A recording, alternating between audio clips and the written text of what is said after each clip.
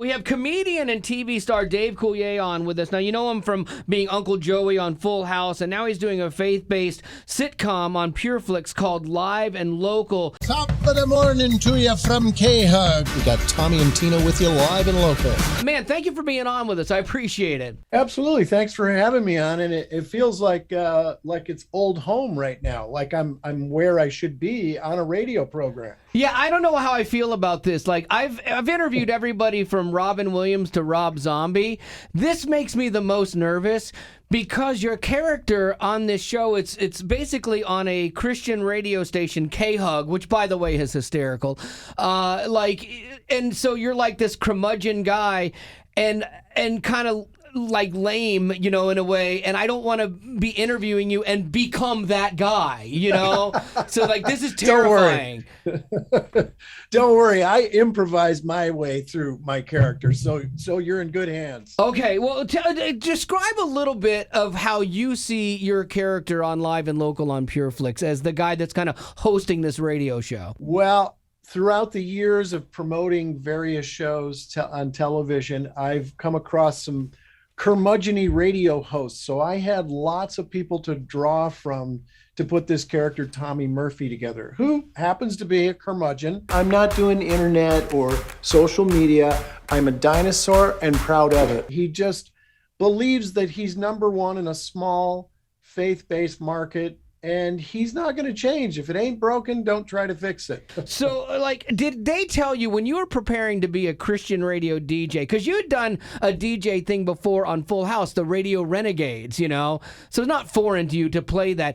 Did they tell you, hey, listen to some Christian radio stations or shows to get you ready for this? No, that was one of the first questions I had when Dan Merchant, wanted to talk to me about starring in this show. And I said, is the faith-based element going to slow the comedy down? And it turns out it didn't at all. It actually enhanced what we were doing because we've got funny faith-based commercials.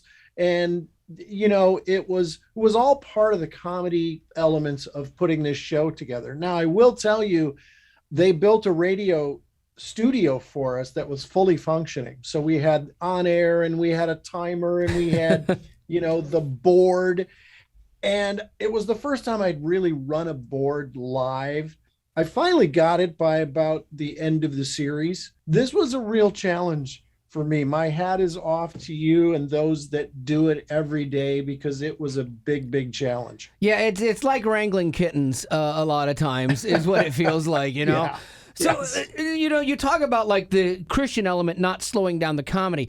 One of the hardest things to do in the Christian format, because I came from being a shock jock in mainstream radio my whole career, and getting here was just like mind-boggling, like how mad I made people and not even trying to.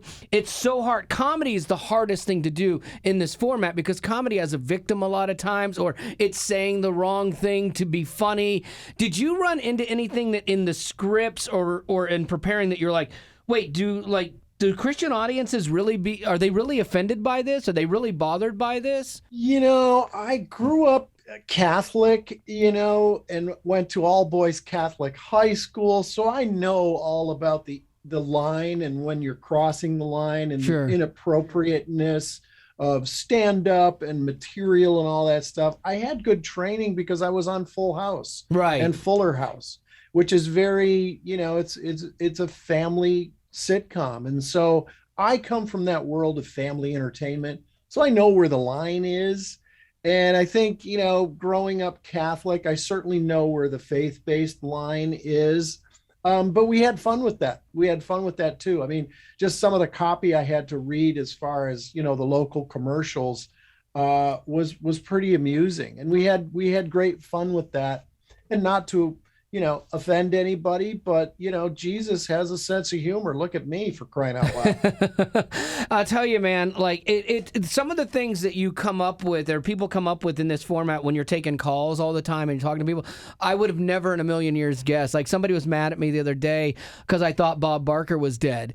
And they're like, you're ageist. I'm never listening again. You said Bob Barker's dead. I'm like, he's 97. It's not a leap, man. Like, but they were offended. Well, you know what? It's become cool to be offended and have your feelings hurt. That's now. true. It's like, oh, well, I'm jumping on that flatbed. I'm going to ride around on that for a while.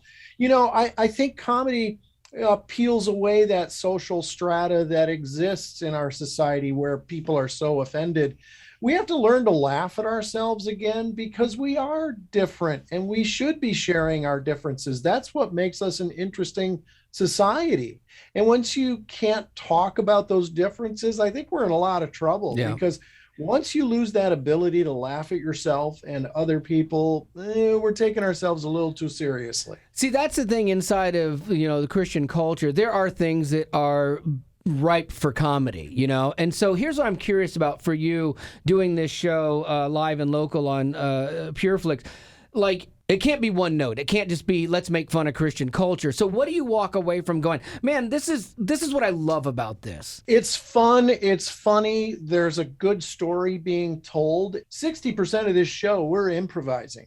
Really? And it's a lot like what you're doing right now, which is interviewing me. You don't know how it's going to go. You don't know where I'm going. You probably don't really know, other than a few bullet points, where you're going to go with me. When we would interview our guests, we would do Zoom interviews with our guests live, and we didn't know what they were going to say. We kind of knew what our last exit bit was going to be. Right. But other than that, we're flying by the seat of our pants. Well, you talked to a couple friends of mine, John Cooper from Skillet. I was so impressed with him. He's just the coolest dude. And he doesn't just talk the talk, he walks the walk. And his wife's in his band with him. And Corey's awesome. She, kicks butt as a rocker. And I was just so impressed with, how he balances, faith and family and rock and roll at the same time. That was really cool. People in other bands respect him, and they respect his faith, it says a lot in that world. If you, because I always prepare for interviews, just like I prepare for you, like John Cooper, I spent a lot of time, even though I've known him for years. If you ever need help preparing for any of your interviews, I got stuff on everybody. Like, did you know that John Cooper shaves his armpits? Doesn't make you a bad person. No, not at all. But it's just weird, You know what? I have to tell you something. I'm a hockey player, and I still wear my old shoulder pads from 30, 40 years ago, because they're just comfortable and they're light. And I've got them all taped together with duct tape. Yeah. And they pull my armpit hair. So I shave my armpits. Do you really? You and John Cooper have something in common. That's amazing. You know what? You never know. You never know who you're going to bond with. I am curious, man. Like recently, and I'm not setting you up for anything, because that's usually what happens the last question. But I am curious. Like recently, comedy lost somebody huge in Bob Saget, and I would assume you guys were friends and close. Was there something that people might not know about him that like you just genuinely miss? Yeah, I miss a lot of things about Bob. I met Bob when I was just 18 years old. I was a struggling no-name comic here in Detroit, Michigan, and he came through on a Comedy Store tour, and I'd been doing stand-up 2 weeks. And he blew into the room with two other comics, and they went up on stage, and I thought, wow, these guys are amazing.